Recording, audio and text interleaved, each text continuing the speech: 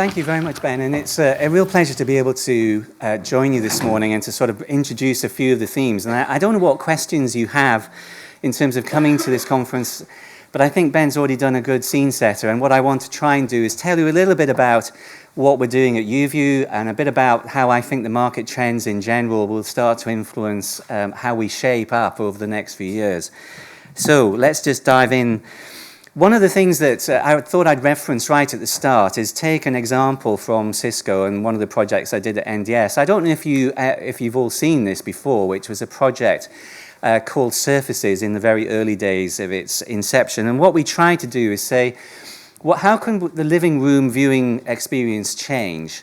And so we took a very radical view by stripping off the borders of the TV and trying to blend the television viewing experience into our wall experience in the home and see what happened.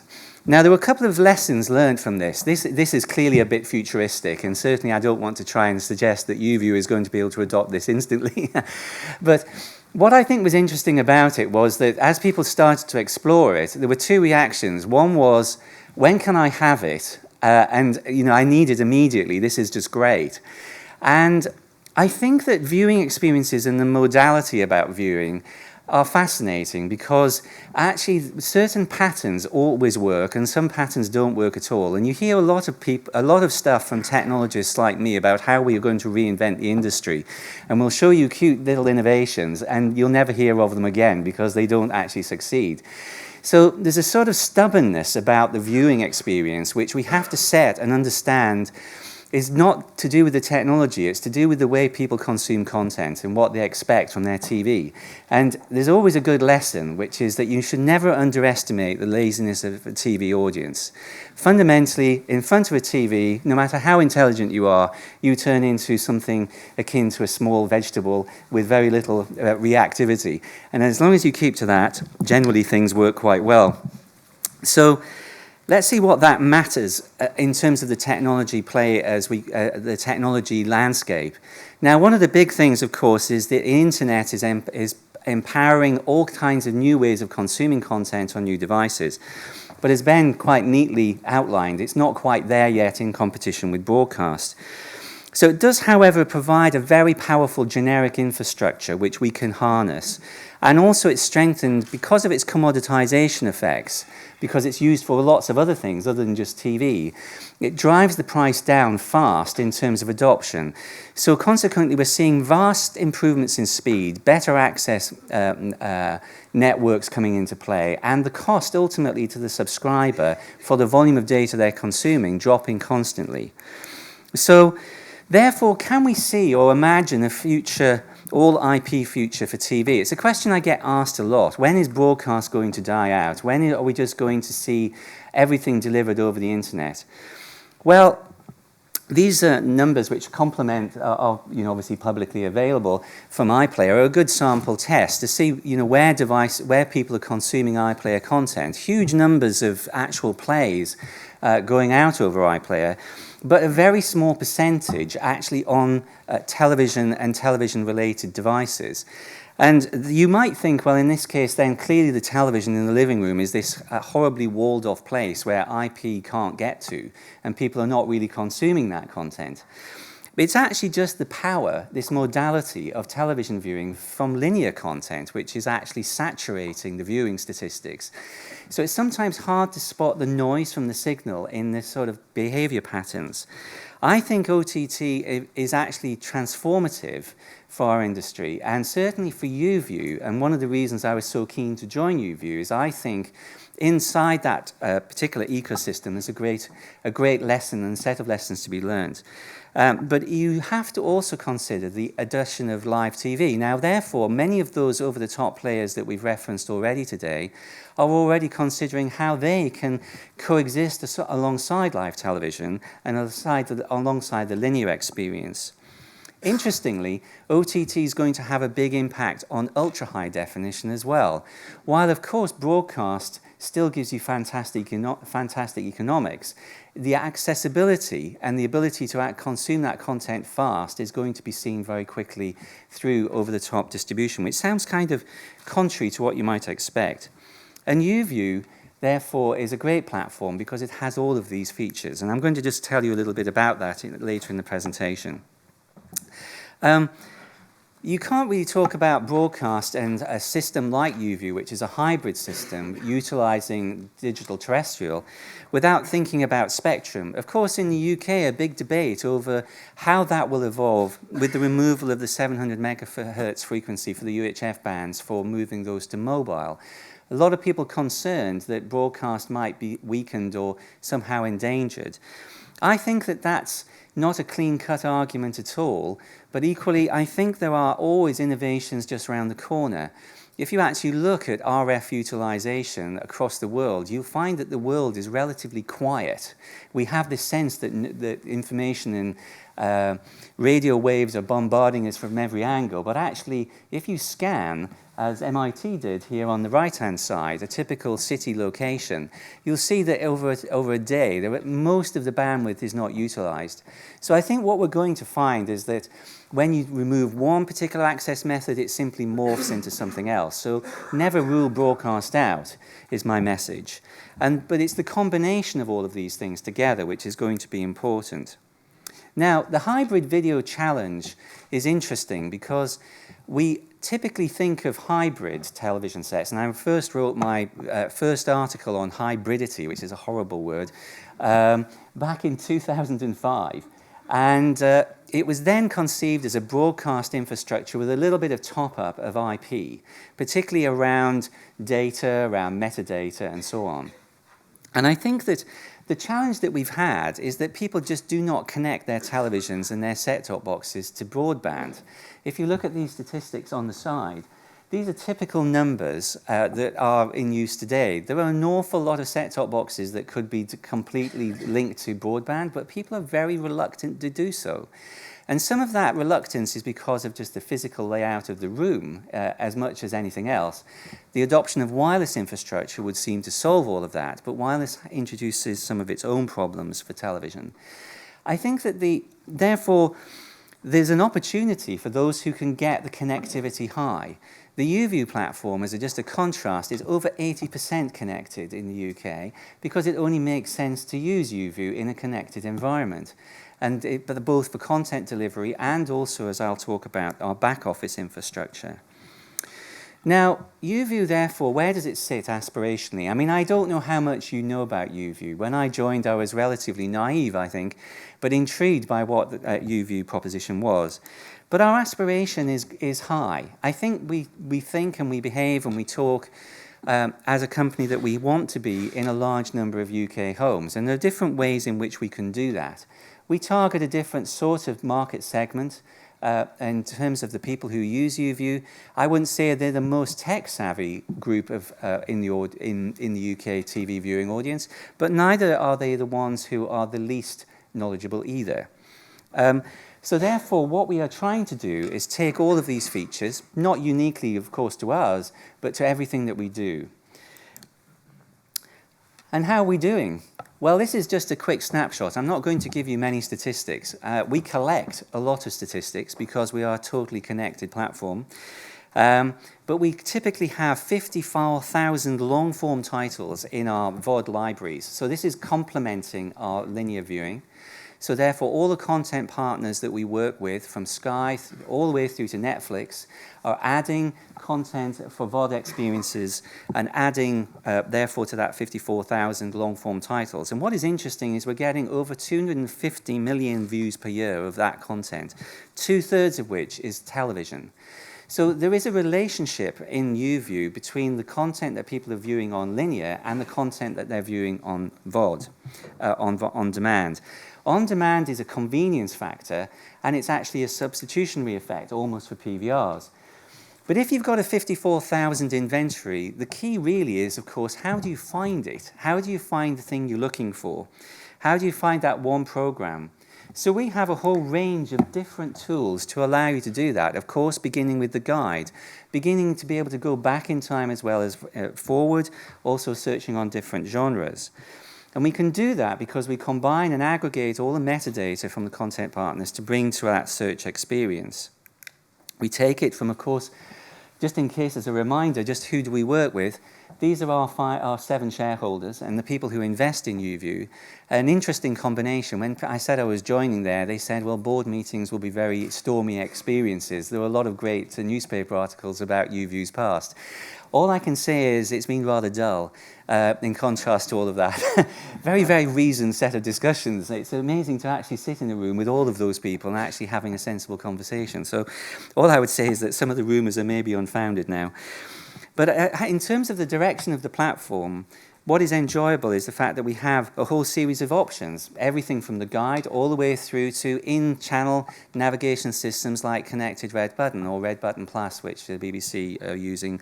So we have this sort of multiplicity of different ways of getting you to the content that you're interested in. And I think in the context of that earlier set of slides that Ben used, it's worth bearing in mind the relationship between linear viewing and on-demand viewing. They aren't really as separated as sometimes as we talk about them in the industry. Just a quick video to give you one of the key features, and there's no sound with this, so I'm going to talk over the top, is just how the YouView platform started with a connected experience right from the start. So consequently, when it offers a feature like search, it does so with some of the challenges, of course, of key entry that are well talked about and discussed, and also some very good solutions for how you solve it. But you get a very rich search experience, and you can represent the results and bring the results of that search right, both in terms of instant and popular search titles and the things that people are based on viewing right now, all the way through to how content is represented in the follow-up screens and how you navigate through those particular items in various lists. There is a big re-engineering program going on in YouView at the moment, which I can't unfortunately talk about too much. But one of the pieces of this is going to be the way in which we use the very powerful connected infrastructure that we have with features like search to really make the whole system feel a lot faster, a lot smoother, and a lot more empowered going forward. And I think that the potential of the platform hasn't really even started. Now, one of the key ingredients technically that is making this happen is cloud adoption. Cloud is something that, again, a reference to what I worked on in the past at Cisco. I was a big cloud advocate and still am. And now what I'm really enjoying is I'm actually getting to eat my own dog food. I'm actually getting to practice what I preached, and we're actually implementing many of the things that we talked about there. And cloud adoption is interesting because there are good ways and bad ways to do it. The opportunity to look and follow influences from people like Netflix, who, all credit to them, have done a fantastic job of changing our ways of thinking about how the cloud and how the cloud can be deployed, is something that we can now, in all of our platforms, start to experience because it's becoming quite well commoditized. So the way you think about it and the way you develop is very important. If you don't build from the cloud to begin with, you will struggle. You have to think in a slightly different way as a software developer. The advantage, though, is that there's a whole team of people in Amazon, Microsoft, Cisco, elsewhere, who are all working busily to reduce and commoditize network storage and CPU or processing capacity to your advantage. If you're not considering how these things feature in your platform in the future, especially a connected platform, then really you're missing out on an awful lot of opportunities. Now, one of the great benefits almost on walking into YouView that I was able to see is that we have already a platform which is empowered for analytics. And therefore, what we're doing is turning our existing platform into something which is completely data-driven. Everything from the amount of information we collect from subscribers and viewers, all the way through to how we look at journeys through the user interface. And consequently, we get to a point where we can be a lot leaner in the way that we develop. We also, as a relatively large platform in the UK, have a great opportunity to now collect a full census usage panel information, something which I know is being latent, was there right at the start of the platform but never came out. So that is now also moving forward with some degree of enthusiasm. And again, because of the cloud back infrastructure, where a small credit goes to Accenture, who is our partner in building that back office, we've already started to see big improvements. But the improvements go further than that. And this is actually a deeper topic, I think quite important for the industry as a whole. Having come from NDS, where we built autonomous middleware software to work in set-top boxes for the last 20 years, effectively, building an autonomous device which you just put under a satellite signal or any other broadcast signal is no mean feat. It sounds extremely easy to do. It isn't. It's very complicated. It involves a lot of people. It's relatively quite expensive to do well, and it's something that you don't want to change too often. However, we can now break in the client architecture of our software this traditional model. So now it's possible to break out with cloud infrastructure. We can strip out a lot of the complexity that went into that goes into the connected platform, and we can now start to build our platforms end to end as we would like to build our business. So it can make it truly service oriented, which allows us to keep those things flexible that we need to keep flexible, and allows us also to introduce new things a lot faster. A typical refrain is how difficult it is to make changes in set-top boxes. So one of my subtexts of joining YouView is to change that dynamic very rapidly and to basically move out of the set-top box as much complexity as possible and move that into the back office. And already we can see some really great results.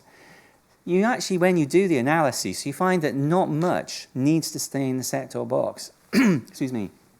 Actually, an awful lot can move out.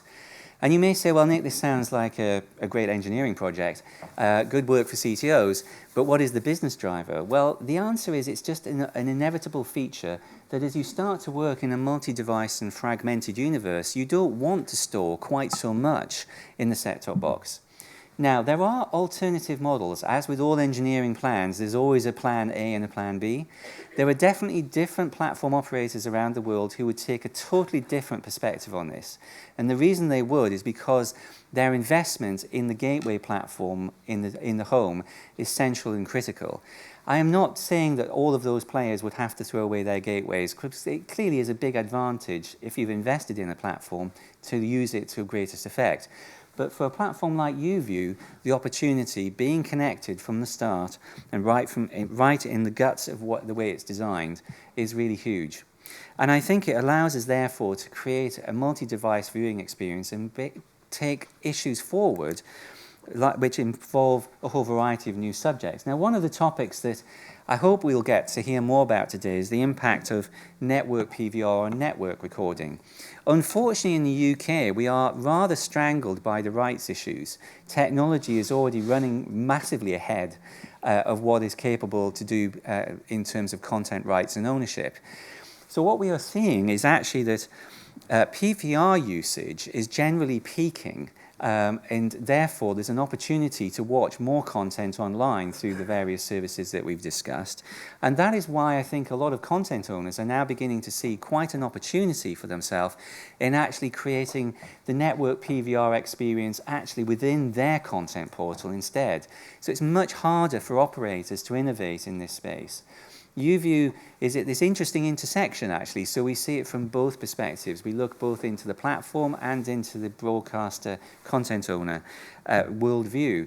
And I think that just at the moment, at least in the UK, the balance of power favours the content partner to be able to innovate and do those network PVR type experiences. If you look at it, though, economically, even a few years ago, it was just not attractive. But now at scale, there really is an opportunity to do it. And I think we'll start to see more in that field as we go forward. So if you introduce cloud into your platform and you introduce cloud services, you get a great opportunity to start looking at all of these things. Everything from dynamic ad insertion, analytics, Dropbox for DVRs, in other words, network-based storage for your consumer. Also, a big topic of identity and how you handle personalization across the platform, a very active theme for us right now. The other feature, though, of cloud, which is also important, and I touched on it a little bit before, is the issue of doing less. This is one of those statistics which for a software engineer should make your heart go slightly cold. If you're a business owner, you should start to think, I'm paying way too much for my software. It's a great statistic, actually, and the reason that 50% of functionality in software is rarely or never used, and I must confess I've worked on a few of those projects myself in the past, is simply the fact that it's over-specified. So the trick these is to move into a continuous delivery and continuous functional development and operational mix, known as DevOps in the jargon of the software industry at the moment. And with the backup for this infrastructure that I talked about earlier that we're building within AWS, where the innovation is just quite breathtaking, as I said before, we are already starting to leverage the ability of connecting a 24/7 operational business like YouView with our own internal software development teams together. So we are starting to see some of those benefits.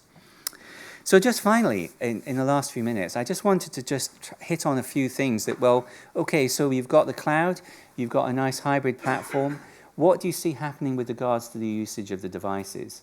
You know, given that, as we said before, probably 80 to 90% of viewing is still done in the home, and of that, probably again, about the majority of it, 86%, I think, is viewed on the main primary living room TV.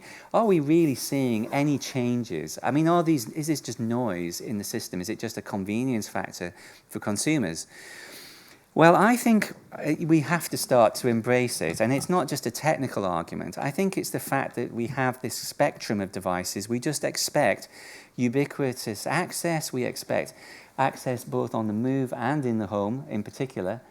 And there's an awful lot of opportunity to start to combine a multi-device universe. In other words, the idea that a platform like YouView in the future would just be a single set-top box on its own, I think is, you know, it's a powerful model, but it's not the only model which will be in existence. So therefore, all platforms, and you know, we already see this very well, and there are many good illustrations of it, even in the UK market. The battle is going to be fought in this area. So it's going to be fought in two dimensions. It's going to be fought on the dimension of content and content access and the type of content that consumers want, and it's going to be fought on the idea of accessibility and the convenience factor that these other devices give you.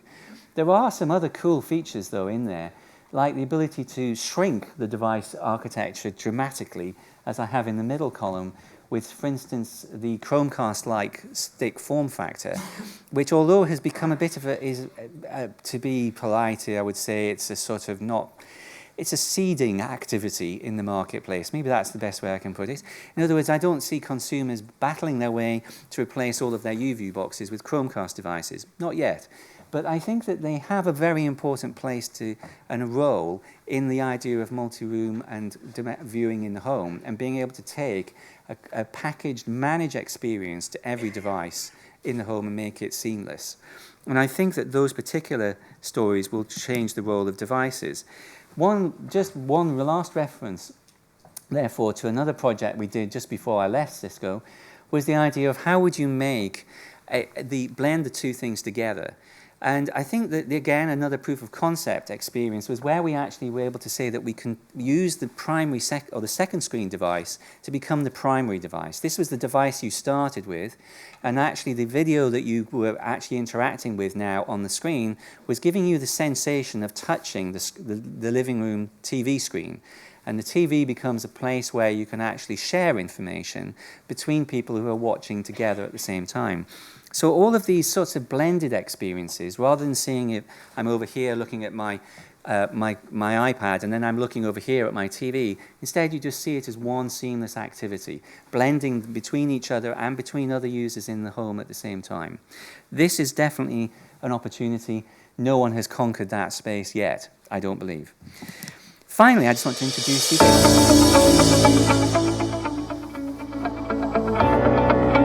If you haven't seen YouView, this is one way that you'll be able to experience it in the next couple of months as we start to move towards smart TVs and introducing the YouView guide experience into that too.